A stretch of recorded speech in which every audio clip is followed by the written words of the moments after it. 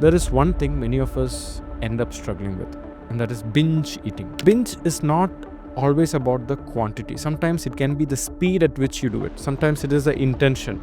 Sometimes it is eating when you're not hungry, but something inside you just wants a mental stimulation or an entertainment. Our 200,000-year-old brain, it is actually designed in a way to eat as much sweet, salt, and fat. Now, food becomes the fastest mood regulator in the world. In fact, it is the most powerful non-prescriptive antidepressant. It's like, there is a school bell that rings whenever it wants. So every student and every teacher, they get confused.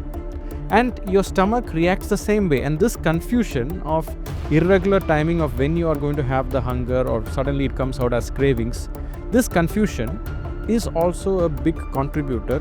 In many countries, being healthy is like a luxury today. Whole foods, like a good food, actually cost more, whereas junk food is way cheaper. Now let's talk about the practical things to reduce binging.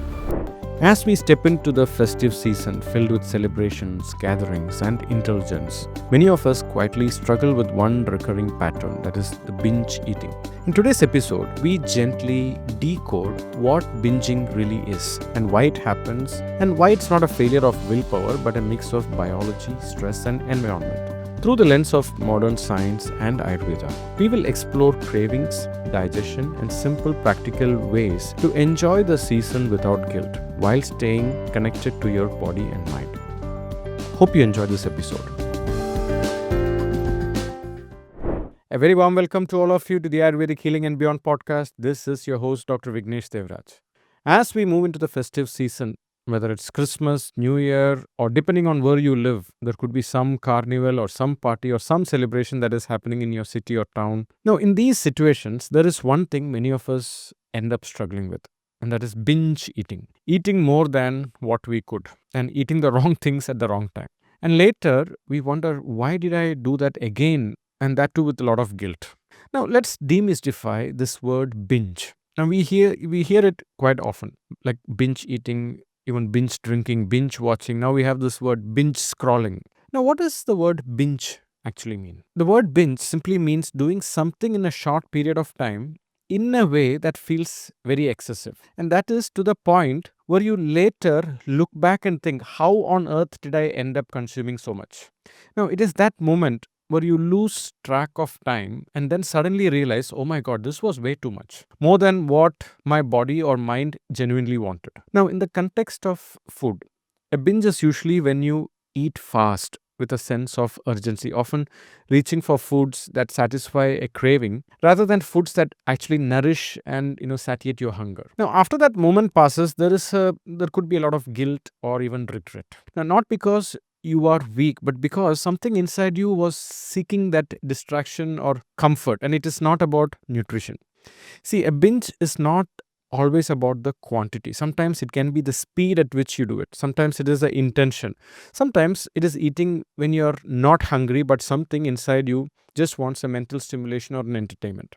Now, simply understanding this concept, it can soften the judgment we put on ourselves in case we end up doing some binge activity. Now, you see, binge eating is not a character problem. It's more about the biology and the environment. Our 200,000-year-old brain, it is actually designed in a way to eat as much sweet, salt, and fat. Now, because these tastes were life-saving for our hunter-gatherer ancestors, so to make it a little more clear, sweet meant quick energy. Salt means survival and nerve function. Now, fat means high calorie density in the food that we can use for long hours. So the moment you taste these things, your brain is genetically designed to give you a reward, because at those times we never knew when the famine will happen. So it's very important that we need to also understand how our brain was designed at that point of time, and we are still using the same brain today. Now, and this reward that the brain does to you when you consume this sweet, salt, and fat, now that reward is what we call the dopamine. And it's very natural. Now you add the modern stress. You have deadlines, you have lack of sleep, you have too much of screen time, no movement. You could have a lot of unpredictable, uncertain routines. Now the brain gets tired and says, give me something more comforting right now. Now food becomes the fastest mood regulator in the world. In fact, it is the most powerful non-prescriptive antidepressant. It is also very legal also, and it is way easy to get access to this. So this is why some people binge on sweets, some on salty snacks, some binge on alcohol, some binge on ultra processed foods. See, different items, same mechanism.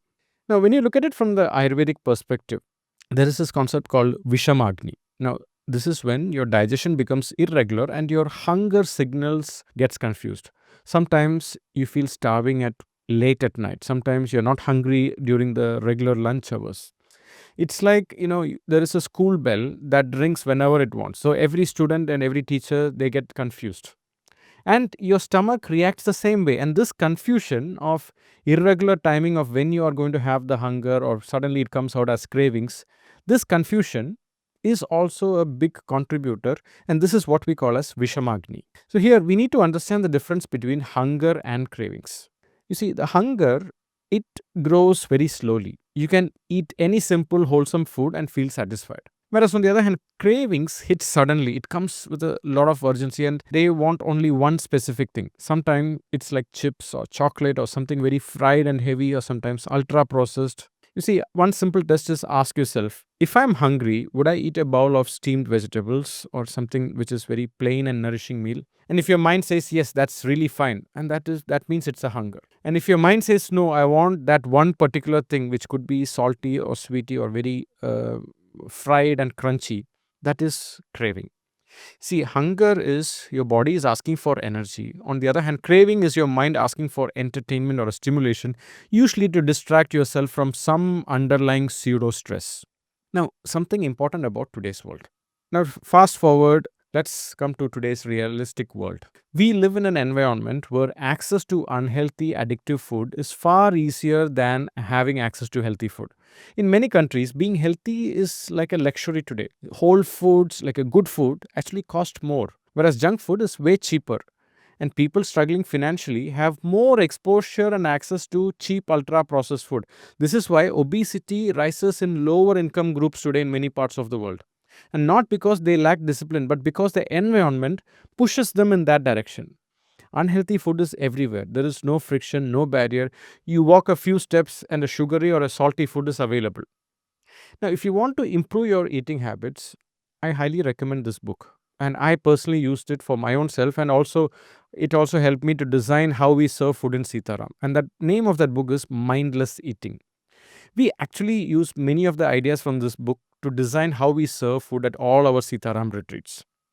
Now, simple things, but they make a huge difference in how people eat and how satisfied they feel. Now, it shows how we eat not because of hunger but because of the environment. Things like big plates make you eat more, and big packets make you eat more. Now, variety also makes you eat more. This is one reason why we do not offer buffets at Sitaram. Now, if the food is near you, you tend to eat more. If it is visible, again, you eat more. And if you're distracted with a television or a mobile phone, then again, you don't realize that you ate more. So people actually underestimate how much they eat by maybe 20 to even up to 50%.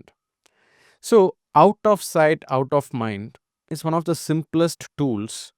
So what we do is we keep unhealthy food out of sight and we keep healthy, nourishing, good food more accessible and on your site.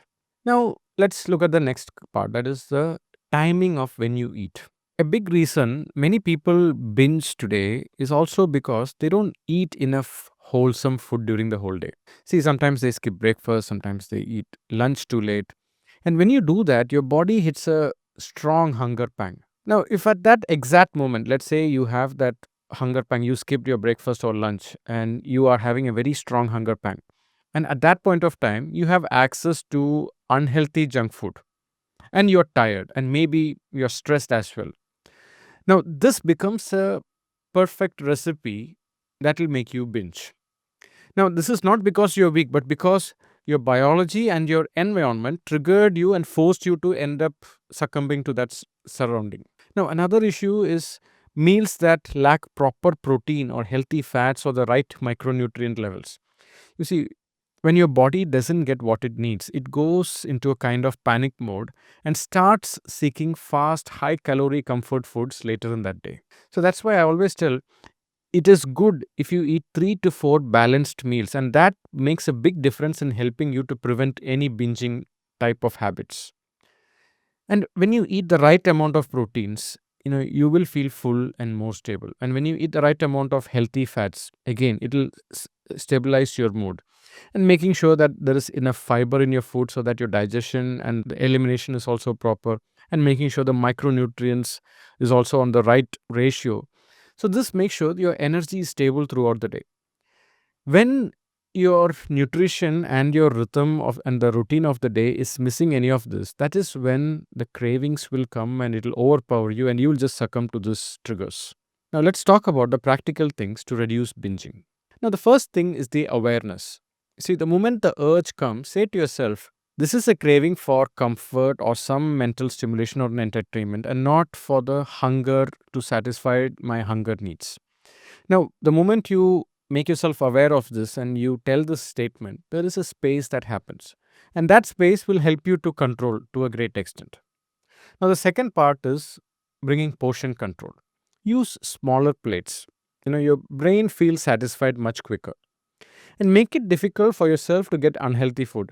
This actually sounds too simple, but the psychology is very strong. And this really helps you to avoid a lot of binge practices. And avoid going to restaurants or places where access to unlimited unhealthy food is more, like buffets or certain drink and all that you can eat, all inclusive places. These can be overpriced, and sometimes people think, I paid so much, so why not I make the best return of investment? And the return of investment is bad health and low energy and sluggishness. So that's why try to avoid going to these places. The third is mindful eating. Sit down, no phone, no TV, no scrolling. Chew slowly. Taste the food. Let it be like, you're having a date with the food. Your brain receives satiety signals much more clearly when you're not distracted and when you're so focused on the food and how you feel in your body. Now, that intuition and that connection is so important. That is when you're able to say no, that I am done. It's a very simple behavior trick. Make sure you have good 3 to 4 meals per day in proper interval with the proper portion control. If cravings come, wait for 5 minutes. It's okay if you can procrastinate your cravings. That is one area where you can actually procrastinate and it will give you better results. Maybe walk for 2 minutes, move your body. Usually half the cravings will drop when you move. And make sure you sleep well. Poor sleep increases hunger hormones and cravings. In Ayurveda, poor sleep is a big contributor to this Vishamagni, which means the erratic hunger pranks that you get at the wrong time. And now, when the festive seasons come, be it Christmas, New Year, or there is a family gathering, or table is full of food, make some small rules before the event. Promise yourself, maybe I'll just have one good dessert. And avoid mixing sugar and alcohol. And the best thing is, you stop when you're 70% full. Tell yourself it's okay if you waste food. If you have to choose overeating or wasting food, please choose to let go of the food. And I'm not saying wasting food is okay, but not at the cost of your health. And maybe the best thing you can do is prepare less food, and whatever you're taking it in your plate, know that this is enough for me. Now, these small commitments, it will go in a far good way to protect you. See, if you're going for a party, make sure you eat some healthy, light snacks or meals prior to going for the party. So, if you have a strong binging tendencies, please never go to a party with full hunger. Always have a light meal at home before going. A hungry brain will do everything to overcompensate it quickly. Also, it is important we have to be smart in certain parties. In some parties, there is always that one person who will be very annoying and who keeps pushing food and alcohol onto you. Why are you not eating? Why are you not drinking? Come on, this is one day. It's okay. You can eat all that you can today. And if you say no, they could take it personally and they might immediately ask, oh, come on, are you on some diet or something? What's happening to you? You look very healthy. And they make you feel ashamed. And this can actually make you feel quite uncomfortable. Now, a simple way you can handle this is to say, no, no, no, nothing like that. I'm just eating a little lighter today. I'm feeling very good like this. Now, keep it calm, casual, and just don't over explain. Now, most people accept it when you say it with confidence. Another line that I use, I'm good for now. I want to enjoy this little slowly. It sounds friendly and not defensive. That way you can also keep that person's urge to help you. In some families, the love language is to give food and alcohol. See, this is not about limiting your enjoyment of life. It is about enjoying, but not at the cost of your health. So you need to pick your joy. See, if there is one dish you truly love, enjoy it fully and without guilt. But avoid grazing mindlessly through 10 different things. And the most important thing, please don't shame yourself.